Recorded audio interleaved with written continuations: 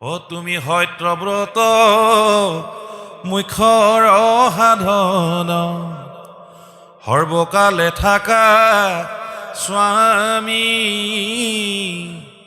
মহাপঞ্চভূত তোমাতৈ উপজে তুমি সৰ্বয়নত জামি সৃষ্টিৰ অন্তত তুমি মাত্ৰ থাকা সমতাক প্ৰৱতাই তোমাৰ চৰণে শৰণ পুখিছো অ তুমি বিনে গতি নাই। ভাগৱতৰে বেদান্ত দৰ্শন।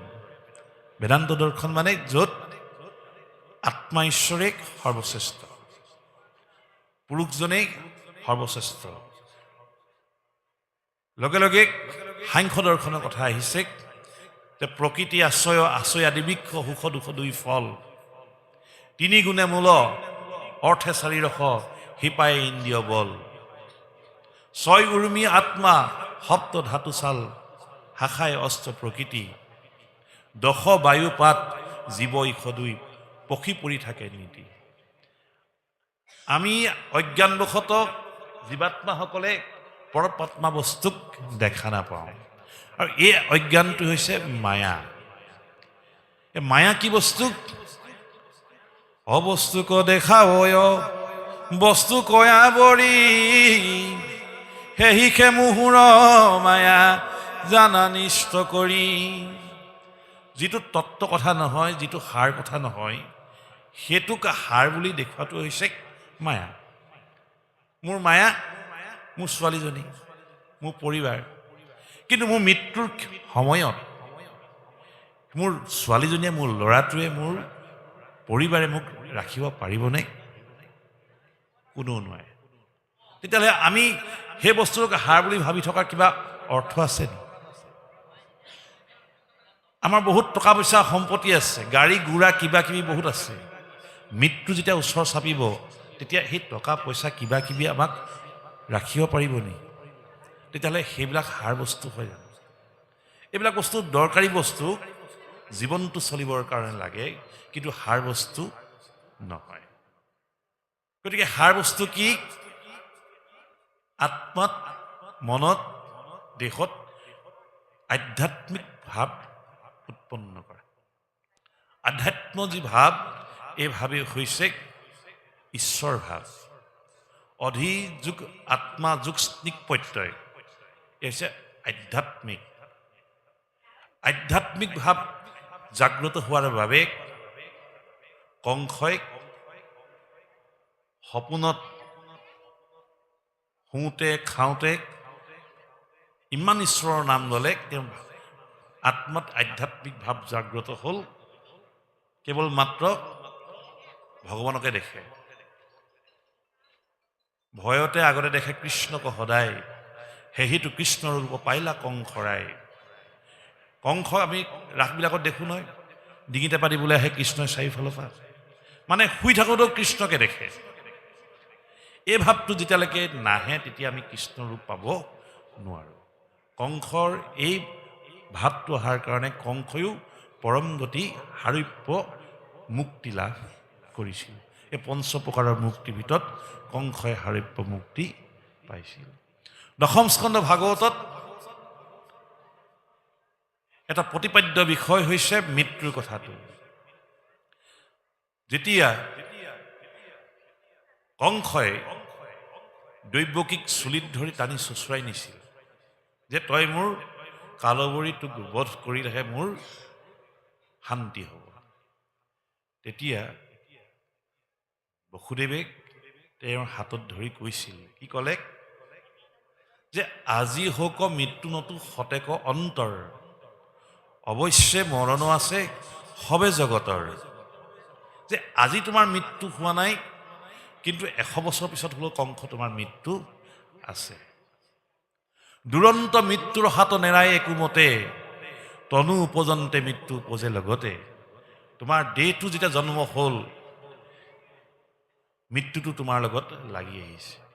গতিকে তুমি এইটো নাভাবিবা যে মৃত্যুৰ পৰা তুমি কিয় প্ৰকাৰে হাত সাৰিব পাৰিবা। গতিকে আমিও মৃত্যুমুখী জীৱ, আমি জন্ম মাত্ৰকে আমাৰ মৃত্যুটোৰ লগত লাগি আহিছে, এদিন কাৰোবাৰ আগ এদিন কাৰোবাৰ পাছ। গতিকে এই মৃত্যু তৰিবৰ কাৰণে উপায় কি? মৃত্যু তৰিবাৰ আশ্ৰয় উপায় যত বিঘিনি দূষিত নিৰন্তৰে। আমি যিবিলাক কাম কৰি থাকোঁ মৃত্যু তৰিবৰ কাৰণে, ক'ৰবাত বেজজনৰ ওচৰলৈ যাওঁ, ক'ৰবাত কিবা এটা কৰোঁ, ক'ৰবাত যজ্ঞ কৰোঁ, ক'ৰবাত পূজা কৰোঁ, কিন্তু এইবিলাকে মৃত্যু তৰাই দিব নোৱাৰে। মৃত্যু তৰিবাৰৰ একমাত্ৰ উপায় হৈছে হৰি গুণগান শ্ৰৱণ কীৰ্তন কৰা। অন্য উপকাৰে মৃত্যু তৰিবলৈ কোনো আমাৰ ব্যৱস্থা নাই। গতিকে আমাৰ ডাঙৰ ভয় কেৱল মাত্ৰ মৃত্যু। মানুহে চব বোলে একোলে ভয় নকৰে, বাঘ সিংহ সাপ একোলে ভয় নকৰে। ভয় কিহলে কৰে? মৃত্যুৰ কাৰণে ভয় কৰে। এই মৃত্যু তৰিবলৈ একমাত্ৰ উপায় হৈছে ভকতৰ সংগত থাকি ভগৱন্তৰ গুণানুকীৰ্তন কৰা। তাৰপিছত আহিলে এই ভাগৱতত মহাপুৰুষ শ্ৰীমন্ত শংকৰদেৱ এজন প্ৰকৃতি বিজ্ঞানী ৰূপে দেখা দিছে। কেনেকৈ দেখা দিছে? ভাগৱতৰ দশম স্কন্ধতে বহুত ফল ফুল পৰিৱেশৰ কথা, বৰ্ষাৰ বৰ্ণনাৰ কথা, শৰৎ বৰ্ণনাৰ কথা মহাপুৰুষ শ্ৰীমন্ত শংকৰদেৱে উল্লেখ কৰিছে। এই প্ৰকৃতিসমূহক মহাপুৰুষ শ্ৰীমন্ত শংকৰদেৱে কীৰ্তনৰ পাতত হওক, ভাগৱতৰ পাতত হওক ইমান সুন্দৰভাৱে চিত্ৰণ কৰিছে, তাৰ তুলনা নহয়। আপোনাৰ ভাবে ভাগৱতৰ অলপ পিছত, এই দশম স্কন্ধৰ পিছত অলপ পিছতে দেখিব যে প্ৰকৃতিৰ যি ৰূপ, এই ৰূপক মহাপুৰুষ শ্ৰীমন্ত শংকৰদেৱে ইয়াত চৈতন্য কৰি তুলিছে। এই অৰ্থত তেওঁ এজন পৰিৱেশ বিজ্ঞানী। তাৰ পাছতে এই দশম স্কন্ধতে তেওঁ এজন সমাজ বিজ্ঞানী হিচাপে দেখা দিছে। যেতিয়া গোপীসকলে তেওঁ প্ৰেম নিবেদন কৰিব, তেতিয়া কৃষ্ণৰ মুখেদি গুৰুজন বস্তুৱে কোৱাইছে যে তোমালোকে কালৈ ভয় কৰিবা? সমাজলৈ ভয় কৰিবা, অৰ্থাৎ লোকসকলৈ ভয় কৰিবা। ভয় কৰিবা ধৰ্মলৈ, ভয় কৰিবা ঈশ্বৰলৈ। এই যে ধৰ্মলৈ ভয় কৰিবা, ঈশ্বৰলৈ ভয় কৰিবা, এই কথাবোৰ আমাৰ সমাজত আজি অতিকে প্ৰয়োজনীয় কথা। আজিৰ সমাজত যদি আমাৰ উঠি অহা যুৱতীসকলে ডাঙৰক সন্মান কৰিব নাজানে, লোকচক্ষুত যদি গুৰু ভকতৰ প্ৰতি সন্মান নাথাকে, তেন্তে এই সমাজখন আধৰুৱা হৈ ৰ'ব।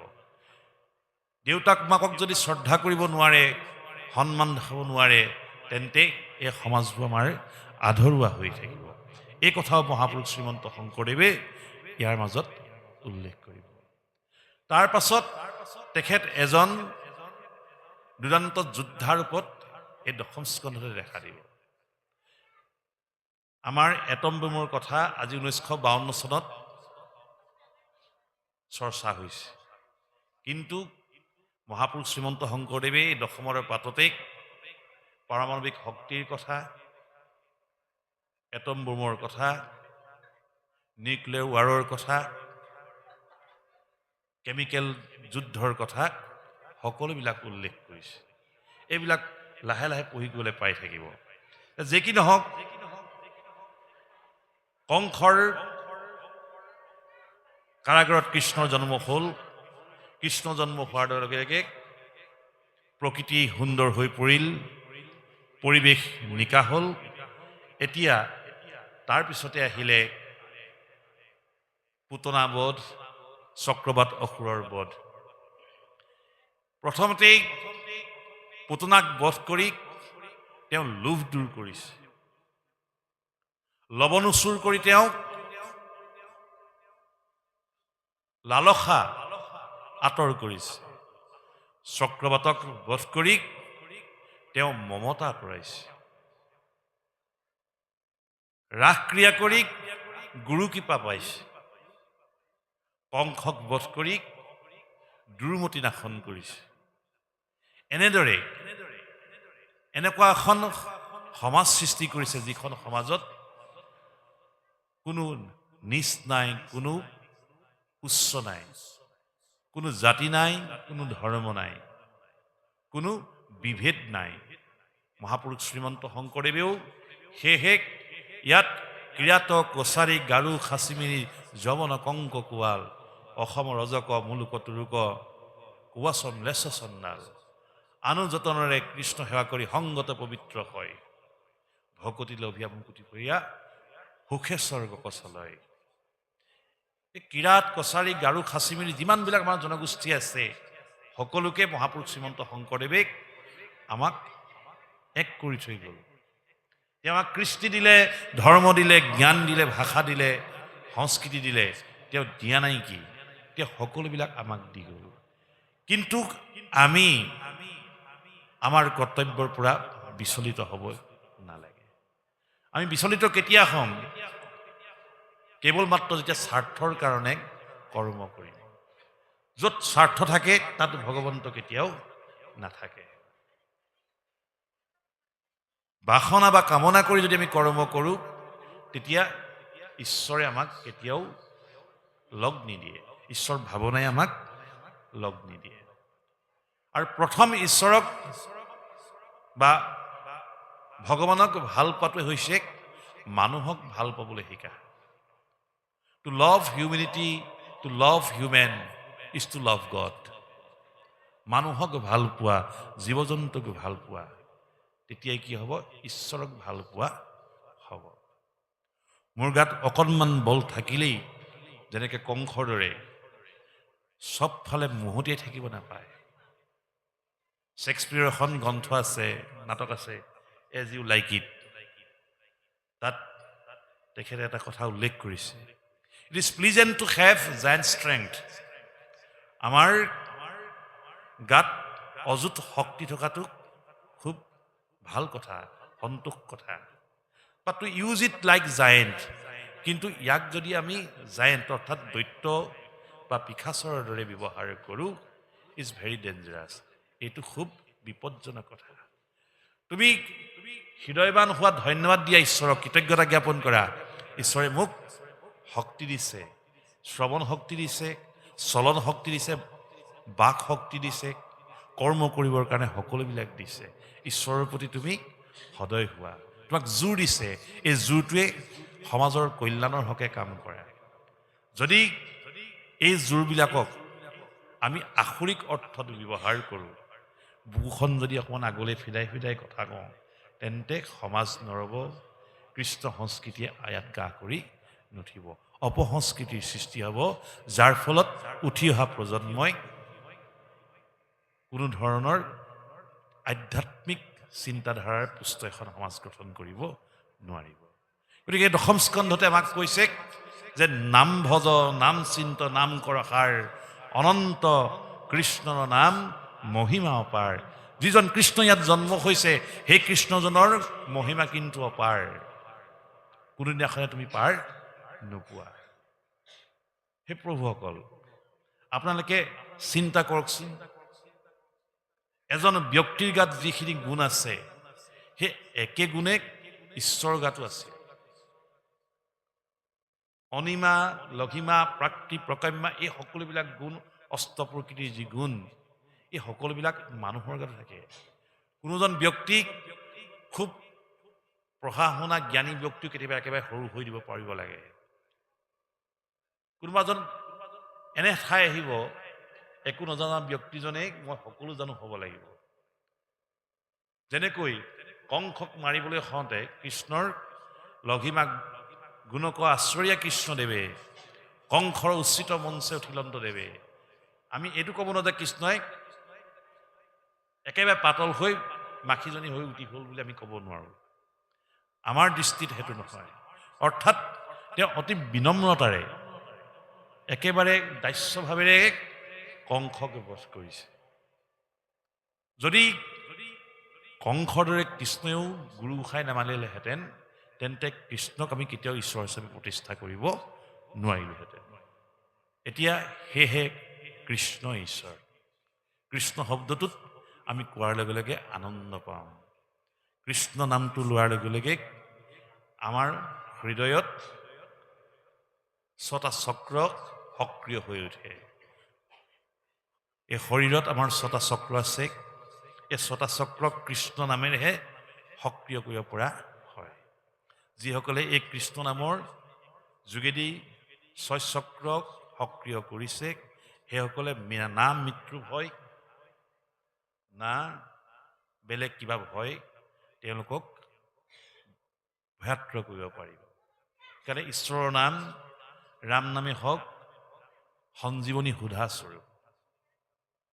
মহাপুৰুষ শ্ৰীমন্ত মাধৱ গুৰুজনাই সেইকাৰণে ঘোষাৰ পাঠত লিখিছে, জানা শ্ৰীৰাম নাম নিজ সমস্ত শাস্ত্ৰৰ মূল বীজ সঞ্জীৱনী প্ৰায় যাৰ নে প্ৰৱেশ যদি হলাহল পান কৰে প্ৰলয় বনিত যদি পৰে মৃত্যুৰ মুখত পৰিলে নাহিকে ভয়। গতিকে যিজনে হলাহল বিষ পান কৰিছে, জুইক জাপ দিছে, সংসাৰৰ যিমানবিলাক দুখ কষ্ট যাতনাই তেওঁক হেঁচা মাৰি ধৰিছে, তথাপি ৰাম নাম বা কৃষ্ণ নামে তেখেতক সুধা সঞ্জীৱনী দিছে। আমি দেখি আছো মাক দেউতাক থাকে, পুত্ৰ গুচি যায়, কন্যা গুচি যায়, সেইবোৰ তাপতকৈ আৰু সংসাৰৰ তাপ বেলেগ নাই। তথাপি সেইবিলাক মানুহ জীয়াই আছে, সেইসকল ব্যক্তি জীয়াই আছে ভগৱানৰ নামক আশ্ৰয় কৰি। যদি ভগৱানৰ নামক ৰাম নামক আশ্ৰয় কৰি জীয়াই নাথাকিলেহেঁতেন, গুৰুজনে যদি এই পন্থা আমাক দি থৈ নগ'লহেঁতেন, তেন্তে মনৰ শান্তি আমাৰ কেতিয়াও নহ'লহেঁতেন। শাস্ত্ৰ মাত্ৰ পঢ়িব লাগে জ্ঞানৰ নিমিত্তে। শাস্ত্ৰ জ্ঞান আছে, কিন্তু ভকতত ভকতি আছে। গুৰুজনে সেইকাৰণে লিখিলে, ভকতত ভকতি দানে গুৰু গুৰু দায়া তনয় অধিক। ভকতৰ পৰা ভকতি লওক। যিজন ভকত হ'ব তেওঁ যেনেকৈ ভকত শব্দটোত আকাৰ ইকাৰ নাই, ভকতজনৰ গাটো এই জাগতিক যিবিলাক শক্তি, এই শক্তিবিলাকে কেতিয়াও ক্ৰিয়া নকৰে। এই ভকতত যদি ভকতি কৰিব পাৰে তেন্তে জীৱৰ মুখ্য প্ৰাপ্তি হয়।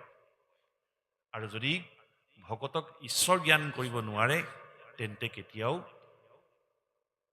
জীৱৰ মুক্তিৰ পথ খোল নাখায়। আমি এইটো কাৰণে কৈছোঁ, আমি অনুষ্ঠানবিলাকত বহু টকা তোলোঁ, দান বৰঙণি তোলোঁ। আমাৰ মূল কথাটো ক'ৰবাত থাকে, খোৱা বোৱাৰ ওপৰত আমাৰ বেছি গুৰুত্ব দিয়া হয়। মূল কথাটো হৈছে ইয়াত কৃষ্ণ কথাটো শ্ৰৱণ কীৰ্তন কৰা। কৃষ্ণ কথা শ্ৰৱণৰ যি মহিমা, এই মহিমাৰ যোগেদিহে এখন সমাজ, এটা জাতি, এখন দেশ উদ্ধাৰ হ'ব পাৰে। আপুনি চাওক, APJ আব্দুল কালামে যেতিয়া পোখৰাণত নিউক্লিয়াৰ বোমাৰ সফল পৰীক্ষণ হৈছিল, তেওঁ চিঞৰ মাৰি দিছিল অ' গড বুলি। তেওঁতো বেলেগ এটা শব্দ ক'ব পাৰিলেহেঁতেন, ঈশ্বৰৰ নামটো তেওঁ কিয় মুখলৈ আহিল? কাৰণ তেওঁ জানে যে গড শব্দটোত তিনি শক্তি নিহিত হৈ আছে। যি জেনেৰেটৰ অৰ্থাৎ সৃজনকাৰী, সেইজন হৈছে ব্ৰহ্মা। অ' অপাৰেটৰ অৰ্থাৎ পালক বিষ্ণু। ডি ডেষ্ট্ৰয়াৰ অৰ্থাৎ ৰুদ্ৰদেৱ সংহাৰকাৰী। এই তিনি শক্তি তাত নিহিত হৈ আছে। আব্দুল কালামদেৱে গীতা শাস্ত্ৰ দৈনিক অধ্যয়ন কৰিছিল। এক অধ্যায় গীতা নিতৌ তেওঁ পাঠ কৰিছিল। তেওঁৰ উইংছ অফ ফায়াৰ গ্ৰন্থত এই কথাটো উল্লেখ কৰিছে আৰু এই গ্ৰন্থক তেওঁ শ্ৰেষ্ঠতা প্ৰদান কৰিছিল। গতিকে যদি সেইসকল ব্যক্তিয়ে যিসকলে দেশৰ ধৰণীস্বৰূপ আমাৰ দেশৰ আধাৰ সৃষ্টি কৰি থৈ গৈছে, আমাৰ নতুন প্ৰজন্মই জানো ঈশ্বৰৰ নাম ল'ব নোৱাৰে, ভগৱন্তৰ নাম ল'ব নোৱাৰে? আমাৰ যুৱ প্ৰজন্ম আজি ইয়াত থকা সকলোলৈ আমি আহ্বান, যদি কোনোবা আছে তেখেতলোকে অন্ততঃ আজিৰ যি ভাগৱত পাঠ অনুষ্ঠান আমি সদায় ফেচবুকত, হোৱাটছআপত ষ্টেটাছ শ্বেয়াৰ কৰোঁ, আজি অন্ততঃ ইয়াত ষ্টেটাছ এটা ভাগৱতৰ দিব লাগে, শ্বেয়াৰ কৰিব লাগে। কাৰণ ইয়াৰ যোগেদিও ভগৱানৰ নাম প্ৰসাৰ আৰু প্ৰচাৰ হ'ব। ইয়াৰ জৰিয়তে এজনে হ'লেও কৃষ্ণ বুলি ভাবিবলৈ বাধ্য হ'ব। আৰু এই ভক্তিটো এনেকুৱা ভক্তি নহয় যে মই অকলে তৰি যাম। এই ভক্তিটো হৈছে লগত লৈ যোৱা ভক্তি। কোনোবাজনক লগত লৈ যাব পাৰিব লাগিব, এজনক বাট দেখুৱাব পাৰিব লাগিব। সেইকাৰণে দশম স্কন্ধ ভাগৱত কৈছে, উপদেশী লোকহক কৃষ্ণক সন্মুখ। যিজনে উপদেশ দিব, যিজনে আনক বাট দেখুৱাব, তেওঁ কিন্তু প্ৰথমে কি হ'ব লাগিব? কৃষ্ণৰ সন্মুখ হৈ ল'ব লাগিব। ঈশ্বৰৰ কথাৰ তেওঁ সন্মুখ হৈ ল'ব লাগিব, গুৰুৰ সন্মুখ হৈ ল'ব লাগিব। নহ'লে এই শৰণ নাথাকে। আৰু শৰণটো হৈছে ভক্তিৰ বীজ। এই ভক্তিৰ বীজ যদি ৰোপণ নকৰে, তেন্তে ভক্তিৰ যি পদুম ফুল, হৃদয়ত থকা ভক্তিৰ পদুম ফুল, য'ত ভগৱন্ত বহি আছে, এই হৃদয় কমল, তাত কেতিয়াও এই ফুলপাহ নুফুলে আৰু ভগৱানক তাত বহুৱাব নোৱাৰে। হৃদয়খনত ইমান আমাৰ গ্ৰন্থি আছে, এই গ্ৰন্থিবিলাক একোপাহ পাহিৰ দৰে, পদুম ফুলৰ পাহিৰ দৰে। এই পদুম ফুলৰ পাহিবিলাক সক্ৰিয় হ'ব কেৱল ভগৱানৰ নাম চৈতন্য কৰিলেহে। মই ভিতৰলৈ নাযাওঁ, ইয়াত অষ্টদল পদ্ম আছে। এই অষ্টদল পদ্ম খোল খাই যাব। যেতিয়া অষ্টদল পদ্ম খোল খাব, কোনো কাৰ্যতে সিদ্ধি নোহোৱাকৈ নাথাকে। তাৰ কাৰণে আমাক লাগিব ধৈৰ্য, তাৰ কাৰণে লাগিব আমাক একাত্মভাৱ। যেতিয়া ভগৱানৰ লগত একাত্মভাৱ হ'ব, আপোনাক ভগৱানে ইংগিত প্ৰদান কৰিব, দেখাব। আপুনি কিছু কথাৰ ইংগিত আগত পাব। এই পৰিৱেশটো আপুনি আগত দেখিব, সপোনত দেখিব। এই পৰিৱেশ আপুনি গম পাব যে ভগৱানে আপোনাক অকণমান কৃপা কৰিছে। গতিকে ভাগৱতৰ মূল কথাটোৱে হৈছে কৃষ্ণ ভক্তি। কৃষ্ণ ভক্তি কেনেকৈ কৰিব? ভকতৰ সংগত ভগৱন্তৰ গুণনাম শ্ৰৱণ কীৰ্তন কৰিব। ভক্তি কি? ভক্তি হৈছে পৰম পদ। ভজ যোগ তৃণ প্ৰত্যয়। ভজ মানে ভজনা কৰা, উপাসনা কৰা। তৃণ মানে হৈছে প্ৰেম। প্ৰেমেৰে ঈশ্বৰক উপাসনা কৰা। ঈশ্বৰ ভাৱনা যেতিয়া আহিব, হৃদয়ত প্ৰেম উৎপন্ন হ'ব আৰু এই প্ৰেমেৰে সৈতেহে ঈশ্বৰক ভজিব লাগিব। বিষণ্ণ মনেৰে অৱসাদ লৈ ঈশ্বৰক ভক্তি কৰিবলৈ ঈশ্বৰত কেতিয়াও সন্তোষিত নহয় বা ঈশ্বৰ তুষ্ট নহয়, ঈশ্বৰ প্ৰসন্ন নহয়। গতিকে ঈশ্বৰ প্ৰসন্ন হ'বলৈ হ'লে আনন্দ মনেৰে ঈশ্বৰৰ গুণনাম শ্ৰৱণ কীৰ্তন কৰিব লাগিব। শুনিবলৈ বেয়া যদিও আজি আমাৰ সমাজত যিবিলাক চলিছে, আমাৰ এডোখৰত নাই, বেলেগত দেখা যায়, এজন ভকতে নাম গালে আনজন ভকতে নাগায়। যদি এই বিষণ্ণতাটো আহি যায়, অসন্তোষ ভাৱ আহে, অসন্তোষ ভাৱ হ'লে ব্ৰহ্মাৰো কোনোদিনাখন সিদ্ধি নাই। গতিকে অসন্তোষ হ'ব নালাগে। ভাগৱতে আমাক কৈছে যে সন্তোষ জল পান কৰা, সন্তোষ অমৃত পান কৰা। কৈছে বিপুলদা, সন্তোষ অমৃত পান কৰিবলৈ কৈছে।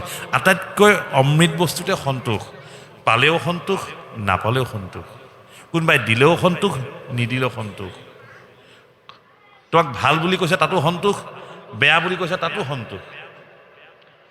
এই অৱস্থাটো যেতিয়া আহিব তেতিয়াহে হৈছে ভগৱানক লগ পোৱাৰ, সাক্ষাৎ পোৱাৰ এক উপায়। প্ৰভুসকল, ঠাণ্ডাও বহুত পৰিছে, বেছি দীঘল নকৰোঁ। কাইলৈ সুন্দৰকৈ আপোনালোকে ভাগৱত শুনিব। মই এইখিনিকে আপোনালোকৰ আগত ব্যক্ত কৰিছোঁ। মোৰ সৰু চিন্তাৰে আপোনালোকৰ আগত এই কথাখিনি কওঁতে ক'ৰবাত হয়তো শ্ৰুতি বিচ্যুতি হৈছে, তাৰ কাৰণে আপোনালোকৰ চৰণত ক্ষমা প্ৰাৰ্থনা বিচাৰিছোঁ। জীৱনটো খুব আমি কম দিনৰ কাৰণে আহিছোঁ পৃথিৱীলৈ। আমি সকলোৱেতো বুজা উচিত আমাৰ সময় হাতত একেবাৰে কম, কিন্তু এই কম সময়ত আমাৰ কৰিবলগীয়া কাম বহুত থাকে।